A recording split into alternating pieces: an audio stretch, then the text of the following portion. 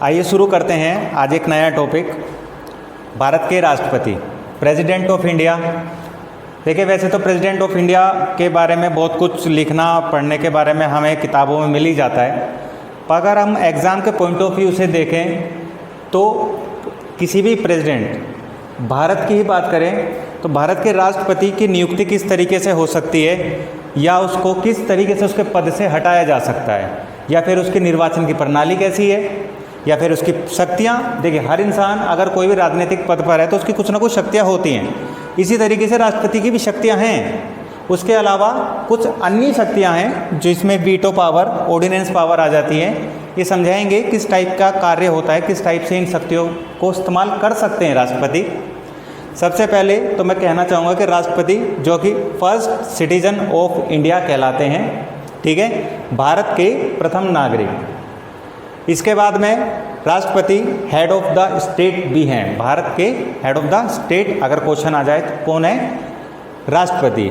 The symbol of unity, integrity and solitary, यानी भारत की एकता, अखंडता के प्रतीक राष्ट्रपति को ही माना जाता है। भारत बहुत बड़ा देश है, अलग अलग धर्म, जातियाँ देखने को, सुनने को मिलती हैं, और इन विभिन्नताओं में एकता भी है, और उसी एकता का जो सिंबल है वो है हमारे राष्ट्रपति।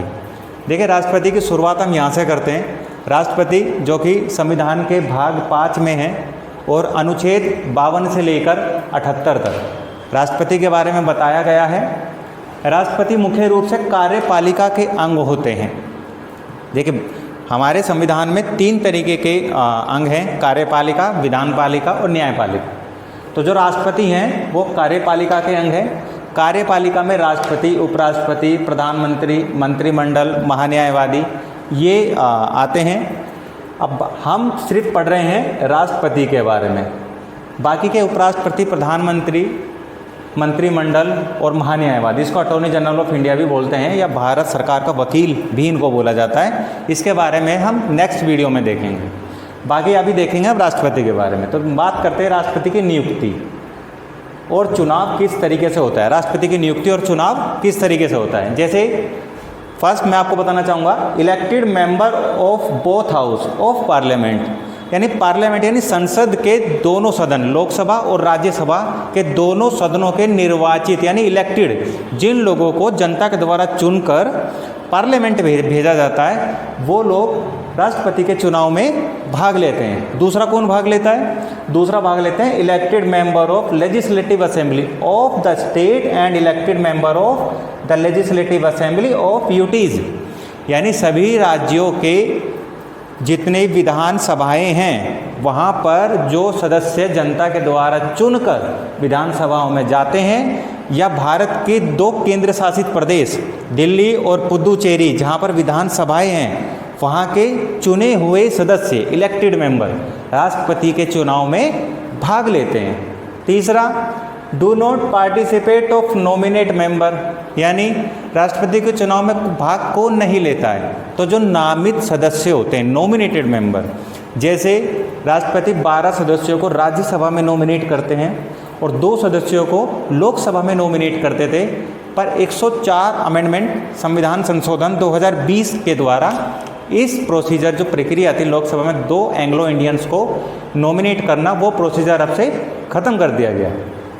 चौथा, president election is held single transferable vote system. क्या है ये? देखिए, राष्ट्रपति का चुनाव एक गोपनीय तरीके से होना चाहिए। आम जनता अगर भाग ले तो इसमें ज़्यादा खर्चा हो, इसी चीज़ को देखते हुए हमारी संविधान सभा ने एक प्रोसीजर चुना जिसको बोलते हैं एकल संक्रमणीय पद्धति या एकल हस्तांतरणीय पद्धति। इसके द्वारा राष्ट्रपति का चुनाव किया जाता है। अब राष्ट्रपति का चुनाव लड़ने के लिए अगर कोई व्यक्ति नॉमिनेशन दाखिल करता है तो उसमें किस तरीके से नॉमिनेशन को दाखिल कर सकता है, किस तरीके से? तो सबसे पहले 50 प्रपोजर होंगे, 50 सेकेंडर होंगे, यानी 50 तो प्रस्तावक होंगे, वो आएंगे बोलेंगे ठीक है राष्ट्रपति के चुनाव में के जो कैंडिडेट हैं उनको हम अपना समर्थन दे रहे हैं, और अगले जो 50 होंगे वो समर्थन पर अपने हस्ताक्षर करेंगे। बाकी इसके अलावा जो भी कैंडिडेट राष्ट्रपति का नॉमिनेशन दाखिल कर रहा है चुनाव लड़ने के लिए, उसको 15,000 रुपये की राशि डिपॉजिट करनी होगी। कहाँ पर डिपॉजिट करनी होगी? RBI के अंदर, ठीक है। इसके अलावा आप देखिए, कोई भी इंसान, कोई भी व्यक्ति जो राष्ट्रपति बनने चाहता है तो योग्यता होनी चाहिए। हम किसी भी पोस्ट पे जाते हैं तो कुछ एलिजिबिलिटी क्राइटेरिया होता है, ऐसे राष्ट्रपति के लिए है। तो राष्ट्रपति की योग्यताएं क्या क्या हैं? He should be a citizen of India, यानी वो भारत का नागरिक होना चाहिए। कंप्लीट 35 ईयर्स ऑफ एज, यानी वो 35 साल की उम्र पूरी कर चुका हो। He should qualified for election of Lok Sabha, यानी वो लोकसभा में चुने जाने के योग्य हो। सबसे इंपॉर्टेंट पॉइंट है, लोकसभा में चुने जाने के योग्य हो। इसके बाद में चौथा, he should not hold any office of profit, यानी वो किसी भी लाभ के पद पर ना हो जब वो राष्ट्रपति का नॉमिनेशन पद दाखिल कर रहा हो। पत्र दाखिल करते समय वो किसी भी लाभ के पद पर नहीं होना चाहिए। अगर वो है तो उसे उसका लाभ का पद उस समय छोड़ना होगा, ठीक है। बात करें, योग्यता खत्म हो गई। बात करें जब राष्ट्रपति चुन लिया जाता है तो उसको शपथ कौन दिलाता है? तो राष्ट्रपति चुने जाने पर शपथ दिलाएंगे chief justice of India. Bharat के मुख्य न्यायाधीश राष्ट्रपति को उनके पद की शपथ दिलाते हैं। इसके बाद में जब राष्ट्रपति चुन लिए जाएं तो देखिए, राष्ट्रपति को अगर चुनने का कोई प्रोसीजर है तो उनको हटाने का भी कोई प्रोसीजर होगा। बिल्कुल है, वो प्रोसीजर है इम्पीचमेंट, यानी महाभियोग। राष्ट्रपति को अगर उनके पद से हटाना है तो महाभियोग का एक प्रोसीजर है जिसको फॉलो करना होता है। जैसे कोई भी अगर प्रोसीजर फॉलो करना है तो 14 दिन पहले तो राष्ट्रपति को नोटिस देना होगा कि आपके ऊपर महाभियोग चलाया जाएगा। दूसरा, महाभियोग का प्रस्ताव लोकसभा और राज्यसभा किसी भी सदन में लाया जा सकता है।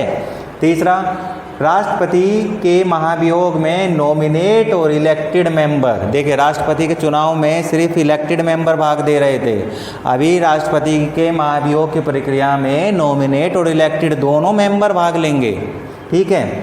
तीसरा पॉइंट, यह एक क्वाजी जुडिशियल प्रोसीजर है। क्वाजी जुडिशियल यानी अर्ध न्यायिक प्रक्रिया।